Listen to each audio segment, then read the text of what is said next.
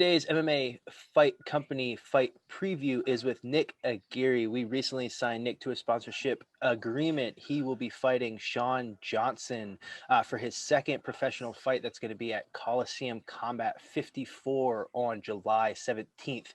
Nick, thanks for joining us today. I know you're winding down camp here with 10 days to go till the fight. How are things? How are you feeling? You got any bumps and bruises, or are you going in pretty smooth into this fight? I feel good, normal bumps and bruises of camp, cutting weight, all the fun stuff, but I'm ready to go. I was looking through some of your old fights, looking at your record. You went undefeated as an amateur, won your first pro fight. Going into this fight, when we talked just through text messages, through DMs, you say, undefeated so far, and that's not changing. Is it safe to say you're pretty confident going into this fight on the 17th? Yeah, I'm always confident. I believe in my skills. I know all the sacrifice I've put in. I've been training forever. So I'm always confident I'm gonna get the job done. And you said you've been training forever. You're relatively young in the sport to be a professional. What kind of background did you have in either combat sports, or was it like team sports? Did you wrestle, karate? Tell me about your background. I started wrestling when I was 10 years old, and I started doing jiu-jitsu and MMA around like 12 years old. So I've been doing it for a long time. I've always known I want to be a fighter my whole life. So it's no shock to me that this is what I'm doing. Mhm. So when you would be in, sixth, seventh, eighth grade, and the teachers would be like, "Okay, what do you want to be when you grow up?" and you'd tell them you're going to be a fighter, would they like give you like funny looks or anything like that? Well, I wouldn't like tell my teachers that and stuff. I would say else. But literally all day in school, I would just think about fighting or wrestling. Mhm. This is what I want to do. This is all what I've always wanted to do. Um, since I was like 7 years old, all I thought about was And, this pro fighter molder. and what got you into, training or wrestling or training jujitsu as a kid is one thing, but was there anything, a specific UFC fight or anyone in your gym or your family or anything that, kind of motivated you or made you think like, I could be a fighter, I want to fight, this is what I'm going to do with my life? Well, me and my dad are real tight. I'm real close with my dad. And my dad was a fan from the start. My dad went to like UFC 7 and in the crowd and all that stuff. And so we would just watch fights all the time. We'd watch Pride, we watch UFC, and I was super into it right away. And I always knew like this is what I wanted to do. And then a lot of people think I wanted to be a fighter because my older brother was a professional fighter. Mm-hmm. Like just sort of happened. Like, I wanted to be a fighter, and then my older brother got into it too, like sort of later on. And then he started training, and then he started fighting, and he did well. And then my dad ended up fighting too. And so that's really what got me into it, just watching it with my dad.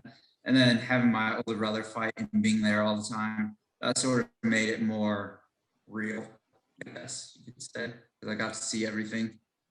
So fighting, you could say is a family sport around your household. Yeah, everybody trains jiu-jitsu at least, except for my mom. Everybody else, yeah. Speaking of your mom, I know when I fought, my mom was always a nervous wreck. How does your mom feel about you getting into the cage?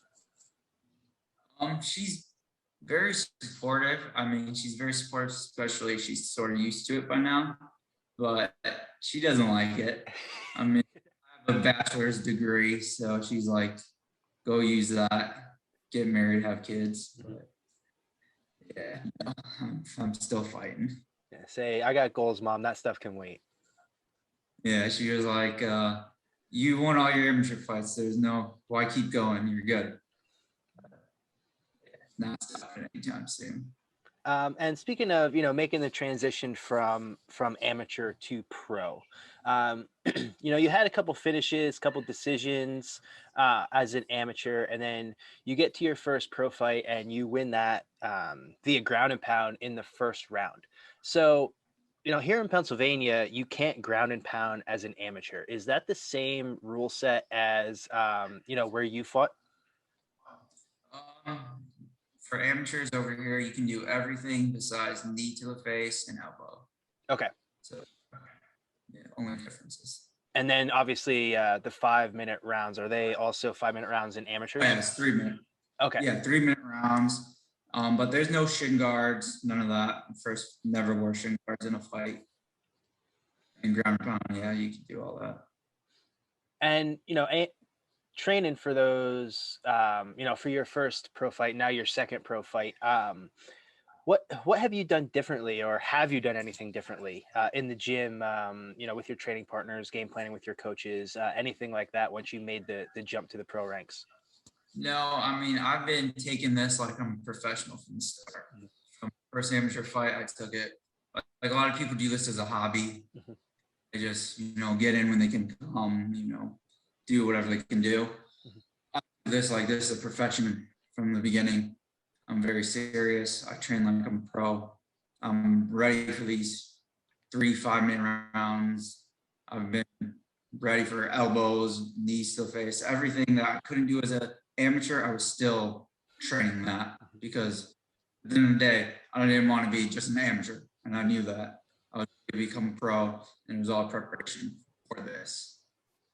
And you bring up a pretty good point where, a lot of amateur fighters, they have, their full-time job, and maybe they get in 3 days a week, and, that's what their training camp is. That's what they can afford to do. What does your weekly training schedule look like between, if you do strength conditioning, are you running, are you in the gym 2 3 times a day? What does that look like on a day in, day out basis? Well, I run almost every morning, and then I train twice on Monday, twice on Tuesday. Wednesday, I train just once. Thursday, I'll train once. And then Friday, I'll train twice. And then Saturday, I spar. Okay. And then And Sunday, I don't do it. so Sunday, that's your rest day. You can just kind of, Yeah. relax and let everything heal up. Okay. Yeah. Yeah. Sunday, just chilling. And your sparring sessions, are they kind of full goes? Are they control? Not, I mean, it's all controlled, right? Because you're in the gym. But how hard are you taking sparring? Because there's always different mindsets on, you should spar hard, you should spar light, you should just flow spar. So what are you guys doing in your gym? We go pretty hard. I mean, we use like this MMA gloves, but they're like fatter, sparring gloves. And we're shins. And we go hard, but you never have that fear really that you're gonna get knocked out or anything like that. So it's controlled, but we are going pretty hard. Yeah, like you're always hard to the body, and then maybe upstairs, you're not trying to knock out Yeah, your yeah. partners.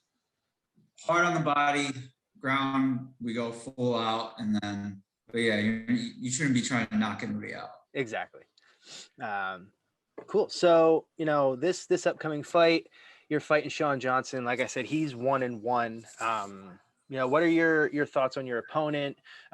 Is this somebody that you've, had your eyes set on, or is it just who, Coliseum said, we want you to fight Sean? You said, okay. I mean, I was down for whoever, Hmm. but he was supposed to be my pro debut actually. And then he got in a car crash or something happened and he got hurt. I think it was he got in an accident. And then so he pulled out. But I know who he was. I mean, he was 6-1 as an amateur too, so he had a good record. He's 1-1. I mean, I'm ready. I'm ready for it. I'm ready for these type of guys. It's only gonna get harder. Yeah, only up from here, right? Yeah. Cool. Well, Yeah, he's a good striker. good. Like I said, we're really excited to see you get in the cage. That's going to be on July 17th, Coliseum Combat 54. Before I let you go, just want to give you a chance to shout out, any sponsors, training partners, anybody who's been helping you out along the way to be able to get to where you're at so far. Just all my people at Midwest Training Center, and then my main training partners are Alex Rago, the Oscar, Motaz Oscar, all those guys. Just big help from all of them always. Awesome, Nick. go. I really appreciate your time today. I know, it's getting down to the wire here with camp. So enjoy as much as you can the rest of the weight cut. I know that's for a lot of people the worst part of fighting. So hopefully yours is One smooth. time. Yeah. And then good luck on the 17th. We'll see you on the other side. Thank you, man. I appreciate it. Awesome. Appreciate you. We'll see you soon. Thanks, All man. right. Thanks.